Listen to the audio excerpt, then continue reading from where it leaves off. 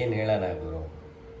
ಅಲ್ಲ, ನಮ್ಮ RCBಗೆ ಮ್ಯಾನೇಜ್ಮೆಂಟ್ ಸರಿ ಇಲ್ವಾ, ಬ್ಯಾಟ್ಸ್ಮನ್ಗಳು ಸರಿ ಇಲ್ವಾ, ಬೌಲರ್ಗಳು ಸರಿ ಇಲ್ವಾ, ಇಲ್ಲ ಈ ಥರ ಹುಚ್ಚು ಥರ ಸಪೋರ್ಟ್ ಮಾಡ್ತೀವಲ್ಲ ನಾವೇ ಸರಿ ಇಲ್ವಾ?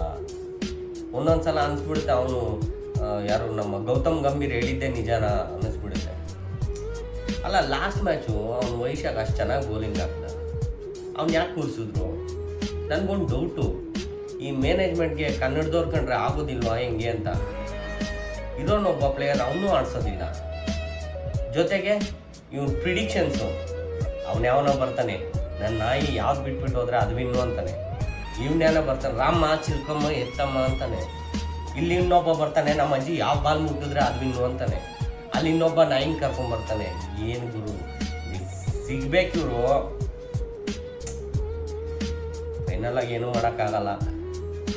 RCB ಫ್ಯಾನ್ ಆಗಿ ಸಪೋರ್ಟ್ ಮಾಡಲೇಬೇಕು.